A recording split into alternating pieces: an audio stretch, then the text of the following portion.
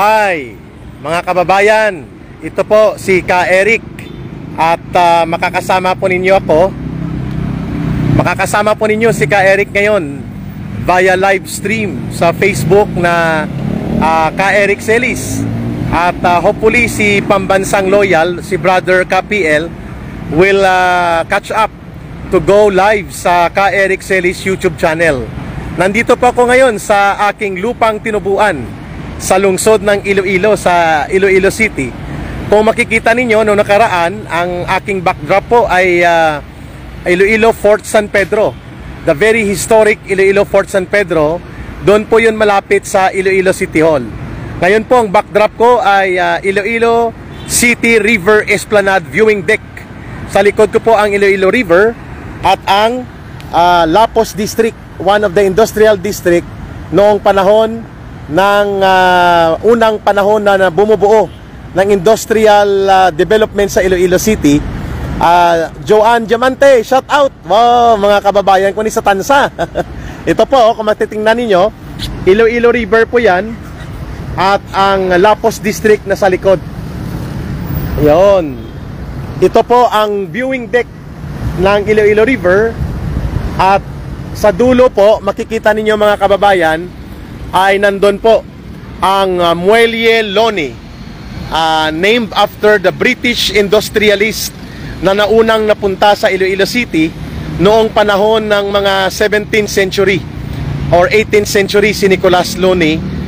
Kaya pinangalanan ito na Muelle Loni. At yan po, makikita ninyo, the Iloilo River stretches towards the Guimaras Strait. At sa paligid nito ay ang Lapos District.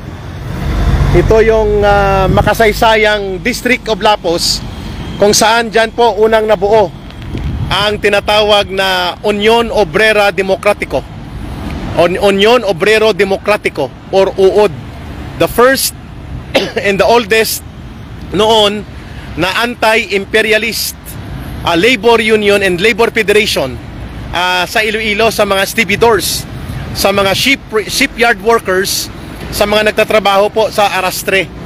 At dito po nagsimula ang malalakihang welga before the World War II. At yan po'y pinamunuan dati ng Partido Komunista ng Pilipinas. Shout out muna kay Charina Sabio, kay Jed Lucas, Ronalyn Alcala, taga mga OFW o Overseas Filipino Workers na galing Iloilo. Bing Diaz, watching from Hong Kong. Samahan nyo po ako sa live ni Ka Eric ngayon. At yan naman po ang makikita nyo sa harap ko. Dito po ang dating lumang area na dinadaanan papuntang Muelle Loni. Ito ngayon po ay Diversion Road 2 na nakadikit sa Esplanade. Ito po, nakadugtong po ito sa Iloilo Provincial Capitol.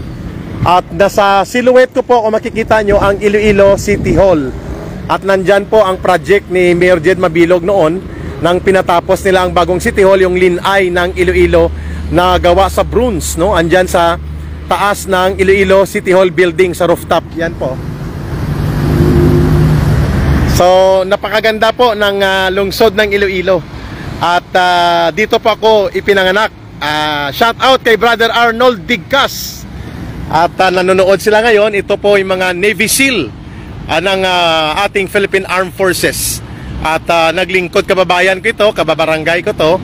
At lahat ng pamilya nito naglingkod sa serbisyo sa security forces.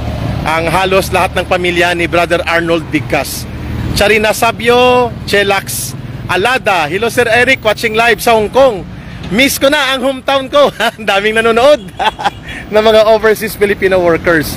Nining Gloria Pareha, shout out from Japan. Ayun, mga kababayan, nag-live po tayo ngayon sa pangalawang pagkakataon dito sa lungsod ng Iloilo para mabigyan po ng konteksto kung ano po ang pagtingin ng sambayan ng Pilipino tungkol sa nangyari na mga revelations at mga deklarasyon na ginawa ni former President Rodrigo Duterte sa nakaraang ginanap na Senate Blue Ribbon Committee hearing.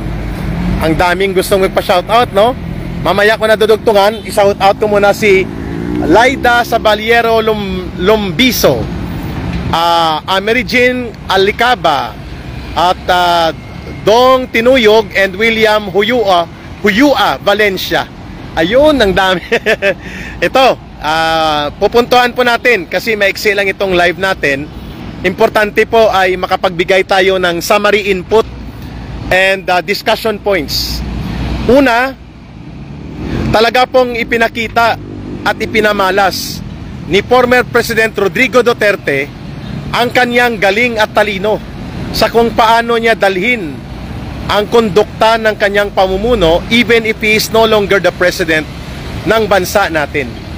Talagang naipakita sa Senate committee hearing presence niya that the people are really looking up na makabalik siya muli sa public realm o sa mundo ng hayagan at lantad na politika, dahil hinahanap nila ang brand of Duterte leadership that is decisive, deliberate, strong-willed, and determined to do proper actions against sa kung sino man ang mga sumasabotahe sa ating batas at mga kriminal at kurakot at bulok na elemento ng lipunan, kagaya ng mga durugista, mga sindikato na gustong pagsamantalahan ang taong bayan at gumamit ng dahas.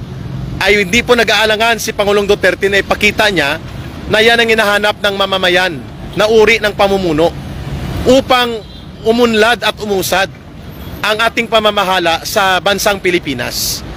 Shout out muna kay Russell Lucas, watching live right now, kay Jarolds Jabez, Bing Gallardo, lakas ng ulan Sir Eric dito sa North Luzon yata to, at ganoon din kay pa-shout out kay Diday Ipipanya Luces. Naku, mga kapamilya ko ito sa Iloilo mga taga Dumalag Group, mga taga Barrio Duran. Mga kababayan, gusto po nating puntuhin, matagal na panahon sa loob ng halos 2 taon hinahanap ng taong bayan ang uri ng pamumuno ni Rodrigo Duterte that is determinado, decisivo, strong-willed, may direksyon, at hindi natatakot na mag-exercise ng otoridad laban sa mga gustong i-challenge ang pamumuno ng ating pamahalaan, lalo na ang mga terorista, mga kriminal, mga sindikato, at mga korap na mga elemento. Yan ang dahilan kung bakit naging rockstar muli, naging political rockstar muli si Pangulong Rodrigo Duterte nang siya ay dumalo sa Senate Blue Ribbon Committee hearing 2 days ago. And napatutuhanan ng ating pagtanaw na ang comparison sa pagitan ni Pangulong Duterte at ng kanyang gobyerno and the current administration is really inevitable, lalo na in terms of decisiveness, strong will, determination, competence, and strong leadership na hinahanap ng mga tao. Yung fear factor ng mga taong bayan para ang mga kriminal ay matakot. Ping Astoria, shout out. Amy Ariel from Vienna, Austria. Thank you, Ma'am Amy, for all your support. Kabilugan ng Buwan Bilen. Ang dami mga pangalan. Marigon Regine and Mar Martes. Thompson James. Pangalawang punto po, naipakita ni Pangulong Duterte na ang bulok na pamumulitika ng mga grandstanding senators na mahusay lamang sa kanilang bibig at pananalita pero wala namang kaalaman sa kasaysayan at karanasan kung paano patakbuhin ng maayos ang mga pamahalaan, kagaya ni Senator Risa Hontiveros, ni Laila de Lima.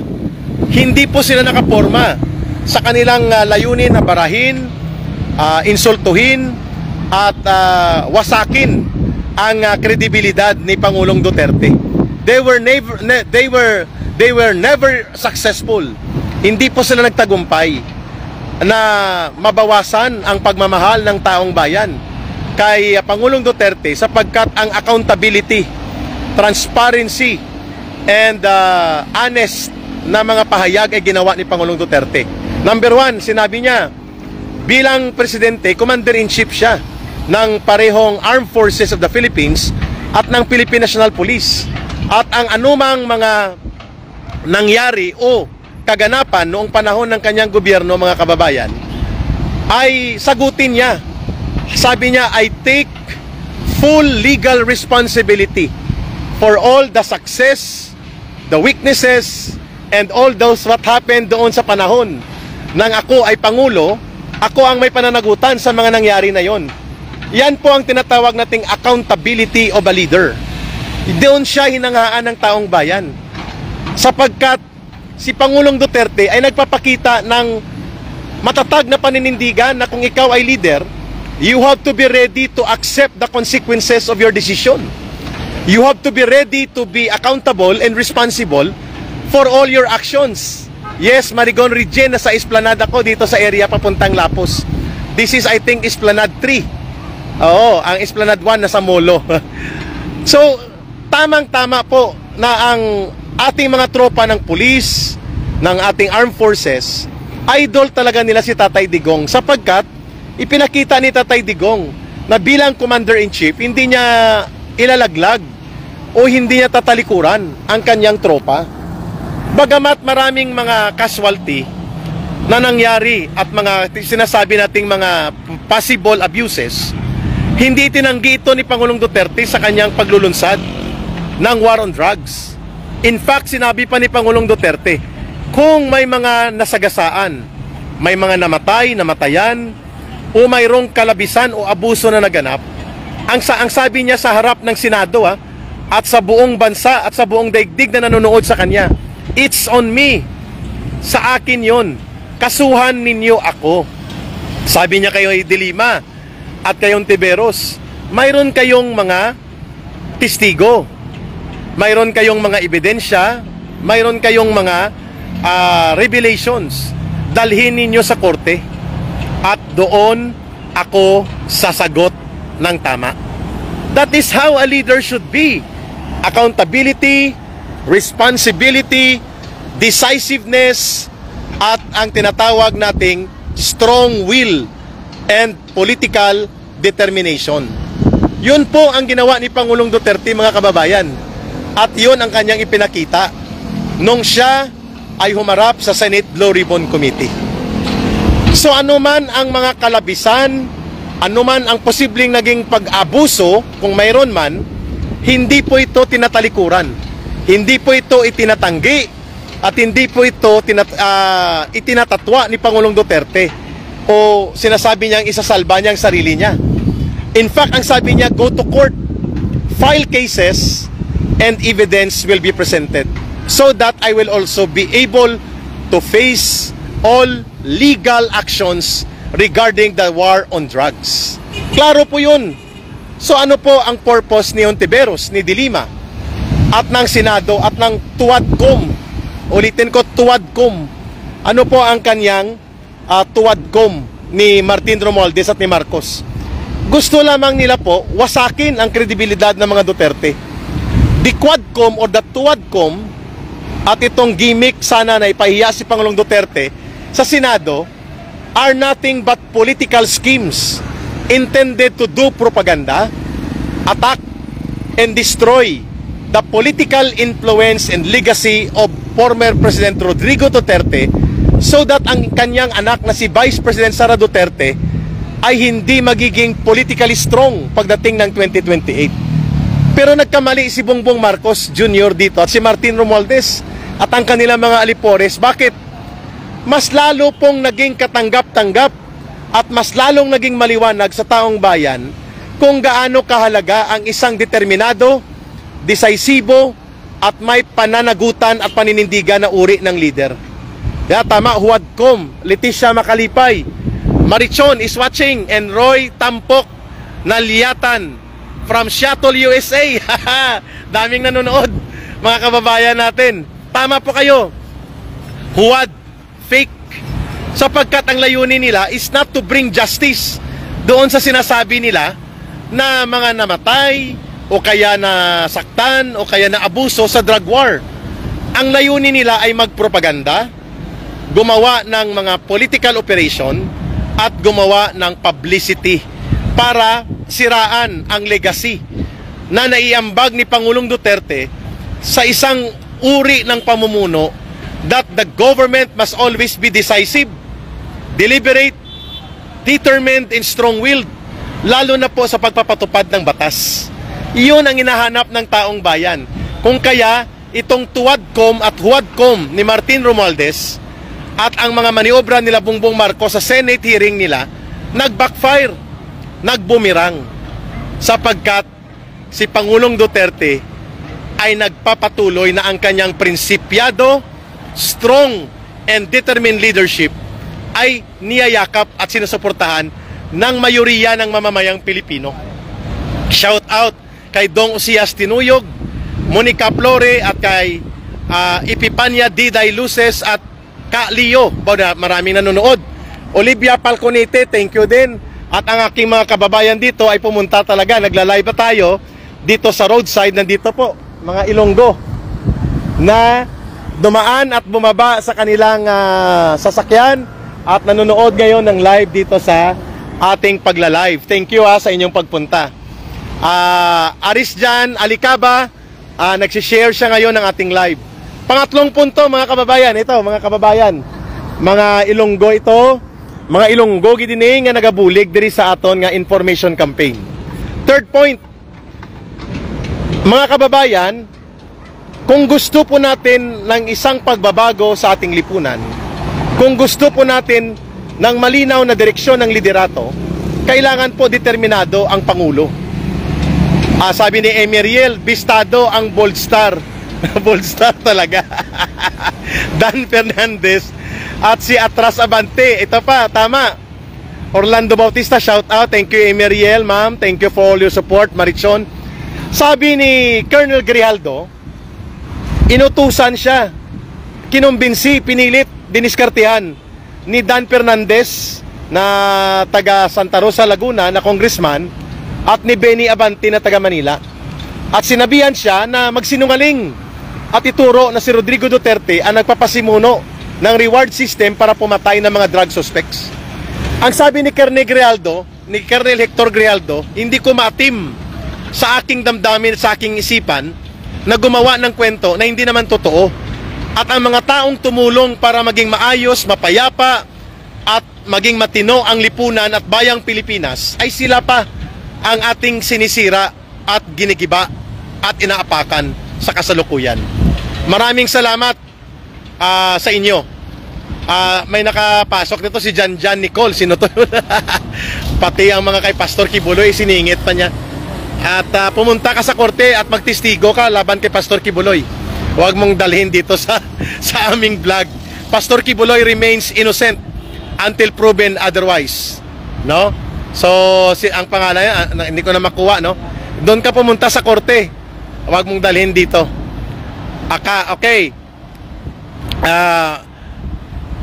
Punta tayo doon sa pangapat na punto at panghuli na punto.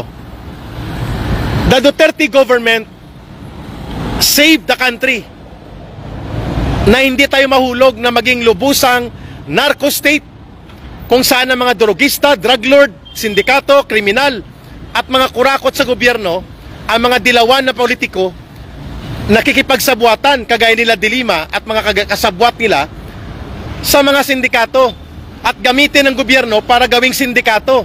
Kung hindi dumating si Rodrigo Duterte, nako, sigurado tayo na naging lubusang narco state tayo, kagaya ng naranasan ng Colombia, naranasan ng Mexico, naranasan ng maraming Latin American countries na ang kanilang gobyerno na i-impluwensyahan ng sindikato ng droga. So kung mayroon mang mga nangyari at mga kaganapan na hindi po naiwasan na may mga nasaktan at namatay sa drug war na yon, ang banggit ni Pangulong Duterte, go to court at handa po siyang panagutan kung sakali mang siya may pananagutan. Yun po ang tamang dalhin natin na pananaw. At ang sunod po na gusto nating ipunto dito, the political divide is now being drawn between the Marcos and Duterte. Pero beyond that, ito po'y usapin ng good governance. This is now a question of good governance. Ano bang good governance? Ang good governance ay hindi pagalingan ng speech bilang presidente. Ang good governance ay hindi pa formang bait-baitan.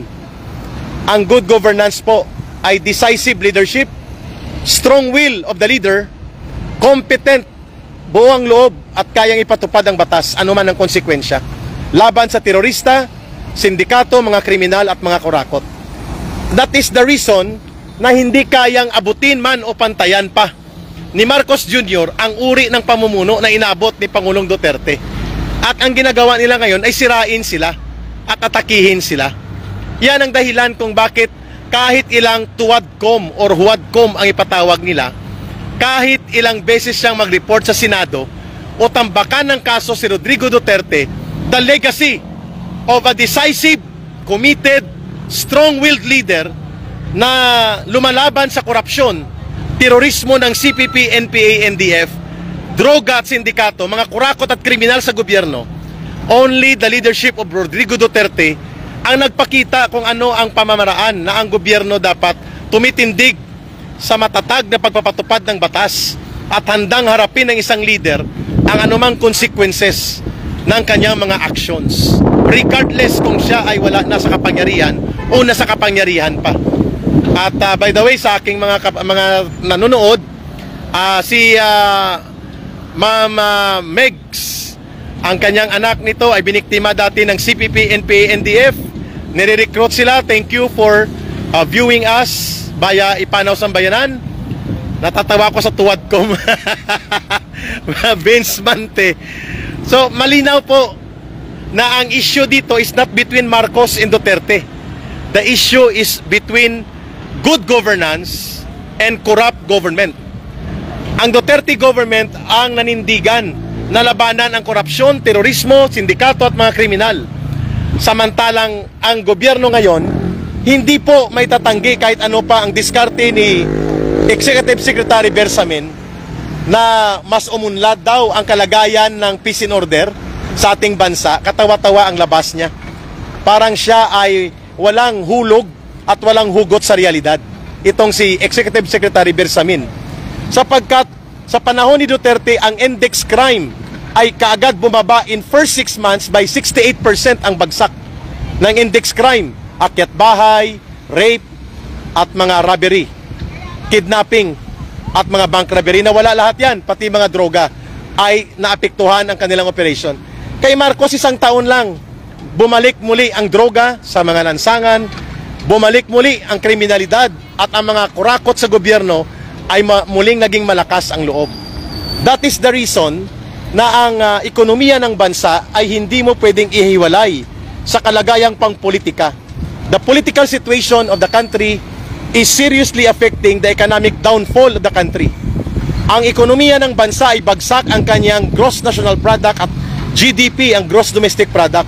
Ang income ng taong bayan ay nawawala. Mababa po ang social services allocation.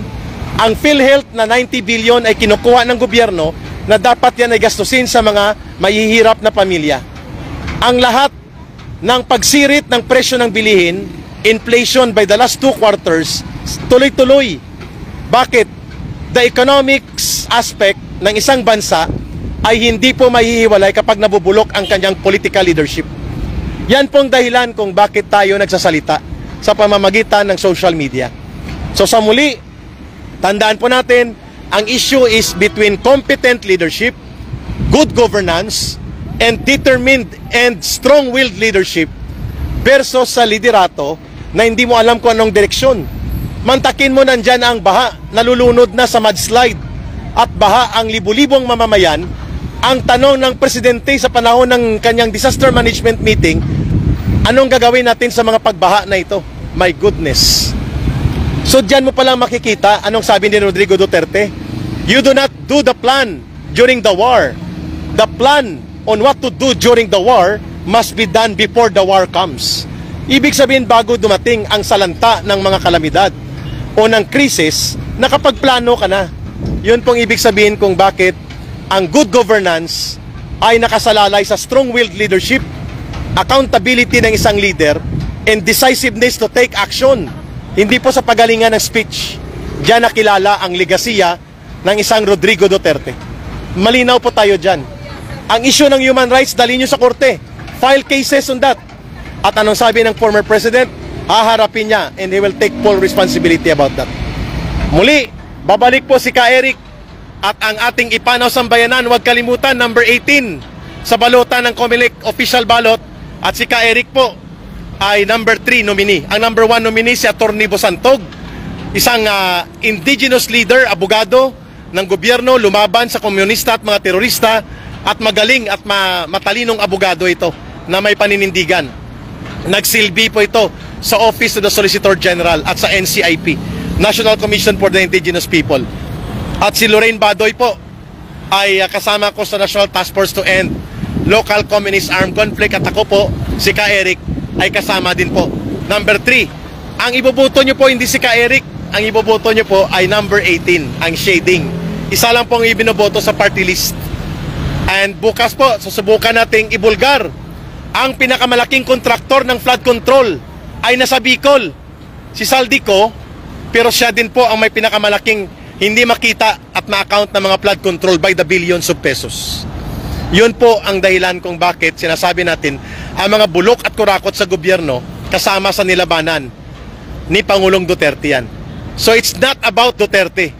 It's about the brand and legacy of leadership na idinala at idinulot ni Pangulong Duterte sa ating mamamayan. Yun pong hinahanap natin. So again, number 18 sa balota sa next year nga election, isa lang pong iboto nyo. Ipanaw sambayanan. Ipanaw means journey, paglalakbay. Sambayanan means people. Paglalakbay ng taong bayan upang tuldukan at tapusin na ang mapangwasak at walang kwenta at mga sponsor ng terorismo na uri ng party list ng kamatayan block ng CPP, NPA, NDF.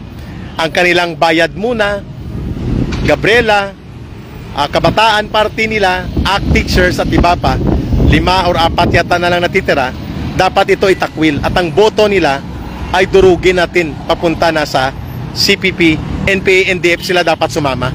At ang boto, kunin ng mamamayan. At sila dapat ay papanagutin natin sa batas. Agenda po natin yan. Bukas babalikan natin ang agenda ng Ipanaw Sambayanan. Number 18. Number 3 po si Ka Eric sa nominee. Ang ballot number natin na na-assign sa official COMELEC ballot, number 18. Muli, magkita-kita tayo. Shout out kay Olivia Falconete, kay Charis Delgado, Aris Jane Alicaba, Arnold Vicas, at marami pang iba, kay Ma'am Emmy, kay Ma'am Linda, Leticia Macalipay, at ganon din po kay Pambansang Loyal. Sa muli po, magkikita-kita tayo at babalikan natin ang mga agenda ng sambayanan, ng Ipanaw Sambayanan. Dito lang muna ang ating live at makikita nyo muli ang background ko ay very historic Iloilo River, Iloilo City River, at ang Lapos District. Yan. Makikita nyo po ang seal ng aming lungsod. Ito po ang isa sa mga pinakalumang syudad sa buong bansa. Dito unang naitatag ang inkomyenda ng Spanish colonization. Yan. Lamoy Lial, Inoble Ciudad de Iloilo. 1890 po naging syudad ang Iloilo City. Ang ibig sabihin ng Lamoy Lial, Inoble Ciudad de Iloilo, the loyal and noble city of Iloilo. 1890. Yan. Ito po ang seal ng Spanish government noon, at ito po ang naging silyo ng syudad. Muli, mahalin natin ang bansang Pilipinas. Walang ibang magmamahal nito kundi tayo ring mga Pilipino. Para sa pinakamamahal nating bansang Pilipinas, ako po si Ka Eric. Magkikita tayo muli. Mabuhay. Bye.